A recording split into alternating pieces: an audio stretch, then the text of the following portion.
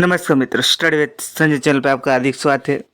आज हम बात करने वाले 5 सितंबर के करंट अफेयर रिलेटेड जो अभी मोस्ट इम्पोर्टेंट क्वेश्चन बन सकते हैं इसके बारे में जानेंगे और साथ में इसके रिलेटेड जो अभी स्टैटिक जीके बन सकता है इसके बारे में जानेंगे। तो शुरू करते हैं। पहला क्वेश्चन है, हाल ही में उत्तर प्रदेश महिला आयोग का अध्यक्ष किसे नियुक्त किया गया है?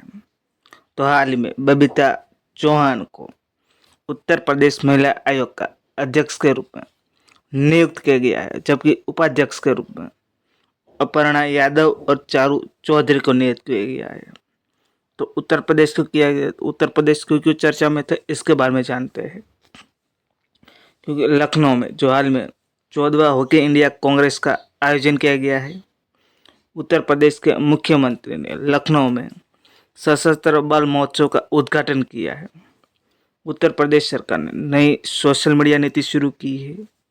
उत्तर प्रदेश के अमेठी जिले के 8 रेलवे स्टेशन के नाम बदले गए हैं। टाटा पावर ने उत्तर प्रदेश में घर घर सोलर पावर शुरू की है। उत्तर प्रदेश सरकार नेपाल सीमा पर मित्र वन स्थापित करेगा।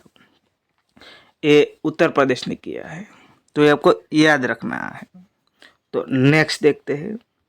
तो सबसे पहले ये हमारी इंडियन आर्मी है, वो किस देश के साथ शक्ति अभ्यास करती है? ये एयरफोर्स है, ये गरुड़ अभ्यास करती है। और तीसरी है वो हमारी नेवी है, नेवी है वो गरुड़ अभ्यास करती है, मतलब वरुण अभ्यास करती है। तो ये तीनों अभ्यास है, शक्ति, वरुण और गरुड़ है, वो किस देश के साथ करती है वो आपको बताना है। तो भारतीय नौसेना है किस देश के साथ वरुण अभ्यास का आयोजन कर रहा है?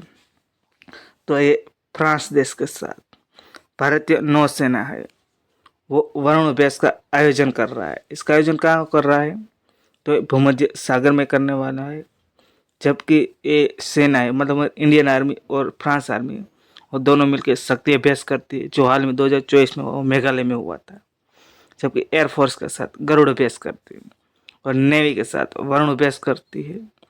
और जबकि वरुण अभ्यास की शुरुआत हुई थी 1993 से हुई थी, तो ये आपको याद रखना है। तो आगे बढ़ते हैं। तो ये फोटो देख, अभी हाल में पेरिस ओलंपिक चल रहा है जिसमें अवनी लेखरा ने इंडिया के लिए पहला गोल्ड जीता था, वो शूटिंग में जीता था। जबकि दूसरा गोल्ड है वो नीतीश कुमार ने जीता था, जो बैडमिंटन में जीता था। और जो तीसरा गोल्ड है वो सुमित अंतिल ने जीता है। आपको वही बताना है सुमित अंतिल ने किस खेल में तीसरा गोल्ड जीता है?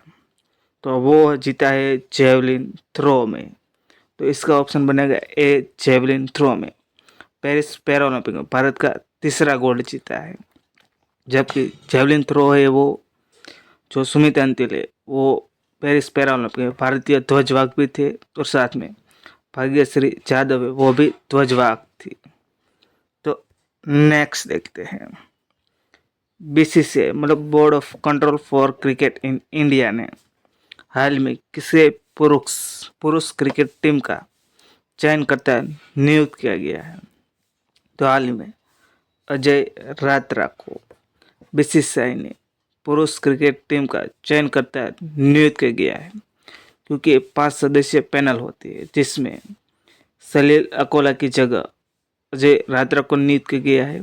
जिसमें एक पैनल होती है, पैनल में जो अध्यक्षता करते हैं वो अजीत अगरकर, और जो 4 दूसरे जो व्यक्ति हैं जिसमें अजय रात्रा को नियुक्त किया गया है, जो अलग अलग क्षेत्रों से वो बिलोंग करते हैं।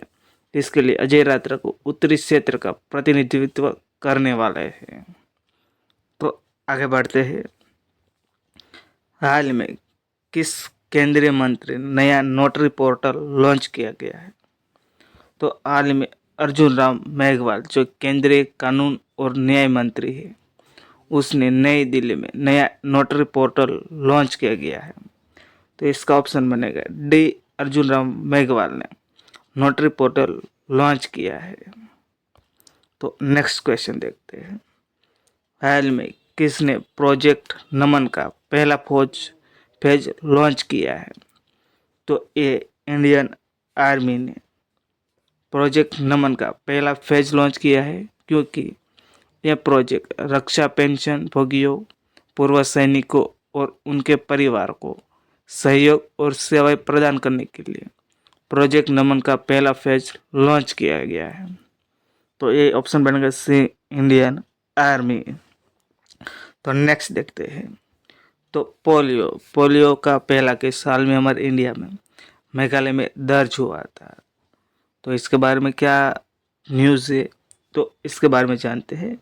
निम्न में से किस क्षेत्र में 6,40,000 बच्चों को यूनाइटेड नेशन द्वारा पोलियो वैक्सीन कैंपेन लॉन्च किया है?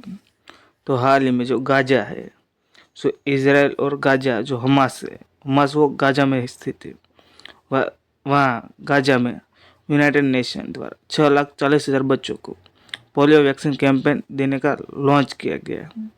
तो ये गाजा में किया है। तो नेक्स्ट देखते हैं। हाल ही में किसने उदगीर में विश्व शांति बुद्ध विहार का उद्घाटन किया है?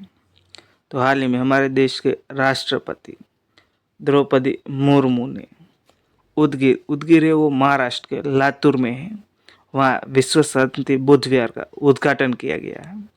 तो इसका ऑप्शन बनेगा ए, द्रौपदी मुर्मू। तो आगे बढ़ते हैं। हाल में सरकार ने देश की रक्षा तैयारियों को बढ़ाने के लिए कितने रुपये के प्रस्ताव का मंजूरी दी है? तो हाल ही में 1,45,000 करोड़ रुपए का सरकार ने देश की रक्षा तैयारी को बढ़ाने के लिए प्रस्ताव को मंजूरी दे दी है। तो ये रक्षा मंत्रालय के द्वारा दी गई है, तो आपको याद भी रखना है। तो नेक्स्ट देखते हैं। हाल ही में किस देश में भारतीय उच्चायोग ने नए चांसरी भवन का लोकार्पण किया है? तो हाल ही में हमारे प्राइम मिनिस्टर ब्रुनेई और सिंगापुर की यात्रा पर है।